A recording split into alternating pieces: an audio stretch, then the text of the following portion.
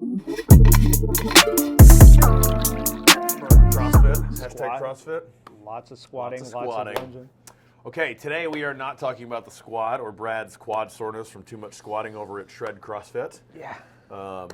What we're going to talk about today is actually a huge influence to both he and I and really everyone else in the office. So we've had lots and lots of podcasts, lots and lots of videos sort of trying to express the differences that, that we have from other traditional chiropractors. And that influence has really kind of driven that and guided us, you know, from early on in education is a group called the Motion Palpation Institute. So today we just wanted to talk a little bit about the Motion Palpation Institute, you know, how they've influenced us, how that's sort of manifests in our practice, and how that makes us different and I would argue better than, you know, traditional chiropractic. Yeah, so within the chiropractic world, there's a lot of different techniques. As a student, you kind of walk into the school and you have these flyers coming from all these different clubs of different kind of techniques. The school itself will teach certain techniques. So you kind of have to find your way through the weeds to figure out, okay, well, what kind of chiropractor am I going to be? Hopefully you guys have picked up from our talks, or if you've come into the office, that we're a very much functional-based chiropractic clinic.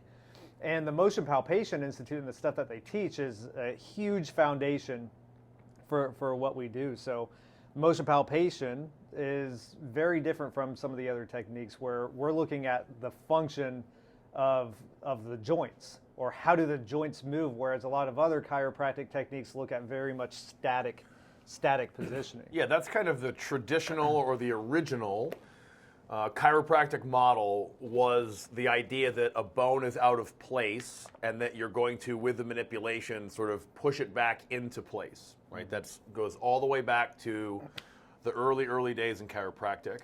And for, you know, really honestly, even today, the majority of chiropractors move forward with that philosophy. And so the original palpation, so when you're using your hands to assess, in this case, we'll just say the spine, you're palpating for the position of each of the bones in the spine statically, meaning they're not in motion.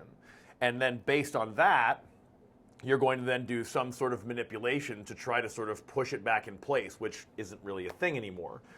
Motion palpation was this guy, Dr. Fay, was the, you know, way back in the day, he actually said, well, this is bullshit, and we need to be assessing the motion of the joints. So instead of palpating the joints where they're just sort of laying there, you know, the patient might be laying down on their belly, and you're just like palpating the bones to see are they up and down or twisted.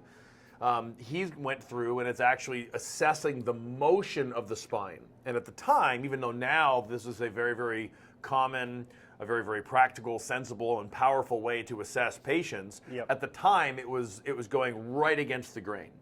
And so in the early stages of motion palpation, it was very sort of counterculture to the majority of the chiropractic profession.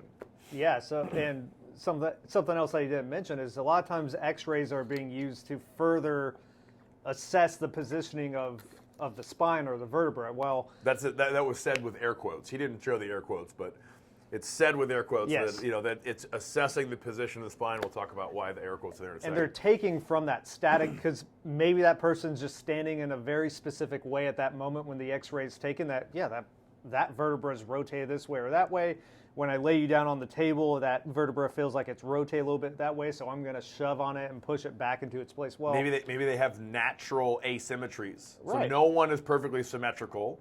The problem with the x-rays that we're talking about, which is, again, that's more of a traditional chiropractic approach. You go in and they're just going to x-ray the spine as part of the assessment so that they can then prescribe the treatment.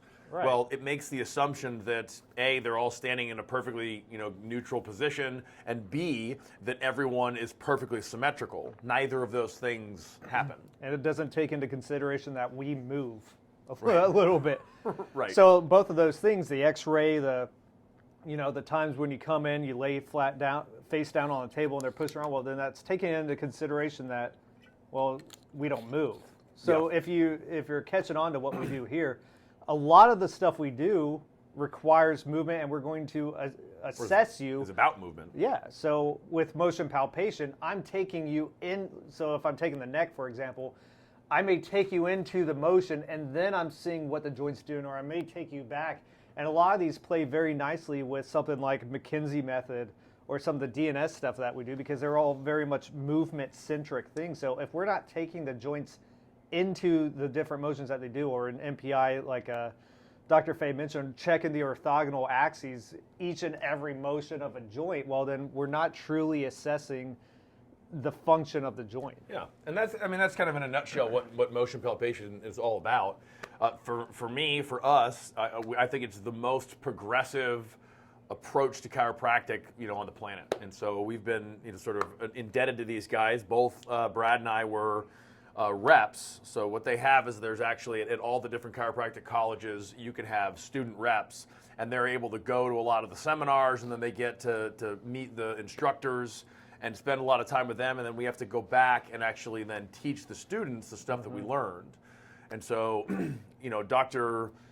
Corey Campbell, Dr. Mark King, and Dr. Brett Winchester are, 3 of the board members. They've been long-standing instructors for 15 plus years at least. Yep.